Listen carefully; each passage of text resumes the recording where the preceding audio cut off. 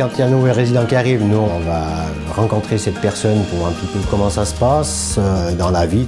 Bonjour! Parler de tout, de rien. Comment ça va? Bien, bien, bien. Et puis de voir un petit peu son alimentation qu'elle avait aussi un petit peu avant, quoi, parce qu'au jour d'aujourd'hui, et puis il y a 50 ans en arrière, l'alimentation était différente, quoi. À présent, pour les dîners, manger de tout. Ah oui, oui. Comme les choux, tous les choux, oui. ça passe. Moi, je ne mange pas trop pour le diabète, les choux, des fois, c'est pas très bon. Mais ça fait plaisir.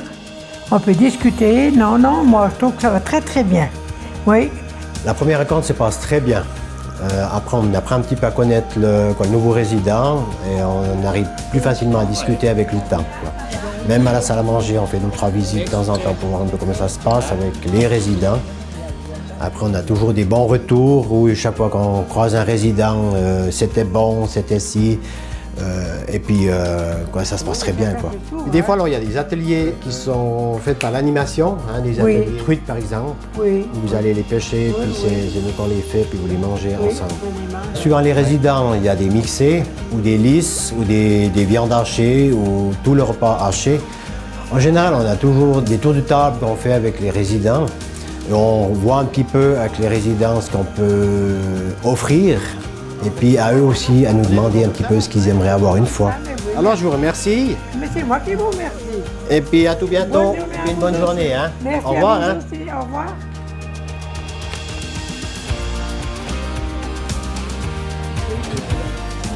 Rebonjour.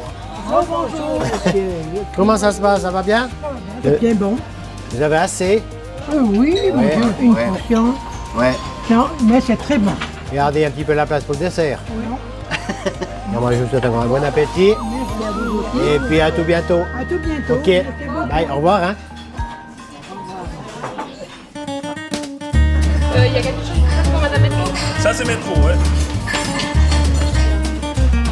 Tu peux regarder les spätzli, Zachary, s'il te plaît?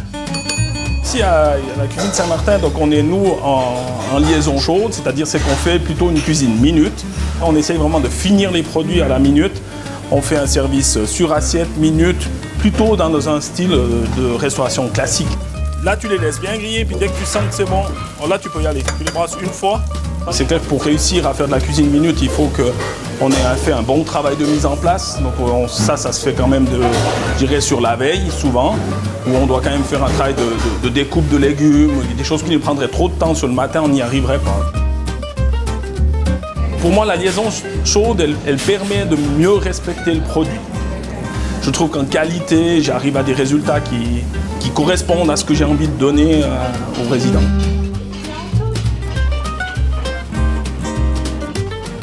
Ça a été? Quand tu vas après le repas chez eux, tu dis ça a été, c'était bon, oui. Puis d'un coup, il y a des choses qui ressortent, ils disent ah mais ça fait longtemps que vous nous avez pas fait, je sais pas, une choucroute comme ça. Je dis ah ben on va essayer d'un tout petit peu. En fonction des saisons, on peut leur dire ouais, faut attendre un peu comme ça. Mais c'est là qu'on arrive un petit peu à sentir quelles sont les attentes aussi de la part des résidents. Puis après aussi le fait d'être là avec eux, de les voir manger, on voit aussi comment ils mangent. Si effectivement les plats ils sont appréciés, s'il reste rien dans les assiettes, c'est là que tu dois faire attention, que tu dois être attentif par rapport à ce qu'ils aiment. Bonjour, ça a été? Extra. Surtout la deuxième portion. Surtout la deuxième portion, parce qu'il y avait plus. Oui. Ils sont très bien, les repas, ils sont toujours différenciés, il y a toujours des légumes, une bonne viande, c'est vraiment un bon repas. C'est toujours bon. Ils sont très bien, beaucoup de bonnes choses.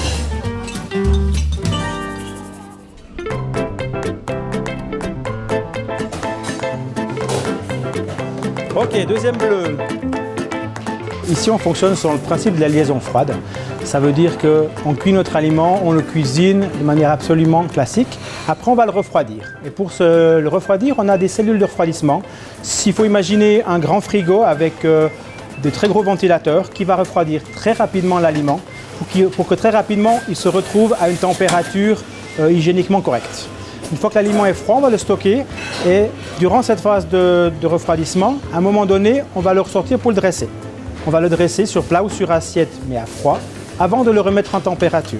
Ici, ici une portion et demie. L'avantage de le dresser à froid, c'est que non seulement on le dresse beaucoup plus en amont par rapport au service, donc s'il y a tout d'un coup une production insuffisante, on peut encore reproduire et corriger le tir, ce qui est beaucoup plus difficile en liaison chaude quand le client est à quelques mètres de vous puis qu'il va être servi dans les minutes qui suivent. Ça c'est lancé, sauce poivre noir.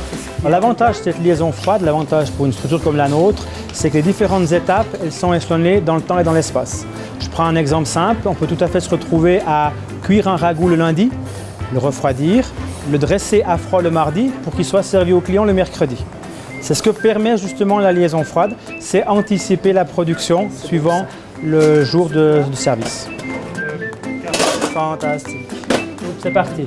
On a la chance d'avoir des grands fours où d'une part on a déjà de l'air tournant, ce qui permet de réchauffer le mets de manière optimale, mais on a non seulement de l'air sec, comme à la maison, mais également de la vapeur.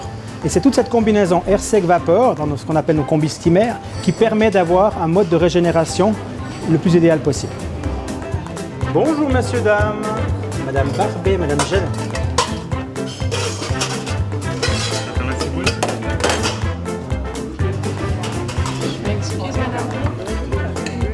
On a toujours un peu de tout, des légumes, de tout. Et on est bien, on a toujours assez.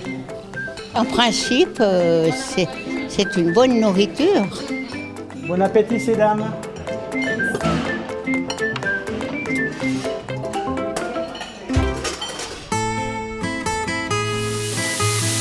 Quand tu mets à sauter, tu veux brasser. Il faut attendre que ça se décolle tout seul. Alors tu mets tes os, puis après je rajoute le vin rouge. C'est assez particulier d'encadrer les apprentis. C'est de se remettre aussi en question, puis pouvoir aussi expliquer d'une façon assez facile de comprendre.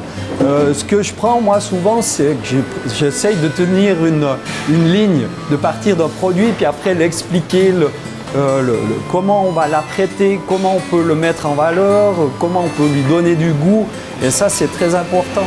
Tu peux les saler un petit peu, ça les aide à suivre. Pour la formation de base, pour les préparations de base, c'est une très bonne formation en EMS.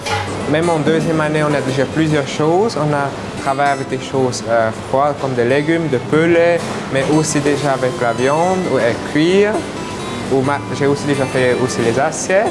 On touche à tout, comme la viande, les légumes, la pâtisserie. Alors que dans des restaurants gastronomiques, par exemple, ils ne feront que des bouquets de salade, ça se trouve, toute la première année. C'était assez pincé. On verra tout de suite après la couleur qu'il a. Ça, c'est bien. Pour un matillon, c'est la bonne grandeur. Ouais. On essaye aussi de garder un peu les coutumes de nos résidents qui se passaient à l'époque. Et là, les apprentis peuvent très bien voir, comme par exemple de cuire une langue ou faire du boudin ou toutes des choses comme ça qu'on ne trouve plus ailleurs. Donc comme ça, ils ont un bel horizon de la cuisine. Dans un restaurant, on n'a pas de contact avec les clients en fait. C'est juste les serveurs qui ont. Puis, ici, je trouve que c'est quand même bien qu'ils voient qui c'est qui cuisine, qui c'est qui leur fait à manger. Avec les clients ou les résidents, le soir, on donne aussi le souper nous-mêmes. Des fois, il y a aussi certains qui commencent à parler avec nous. Mon menu, c'est une estouffade de bœuf mexicaine. Ils sont très sympas, les apprentis. Ils essayent bien de s'intégrer et puis de voir comment ça marche.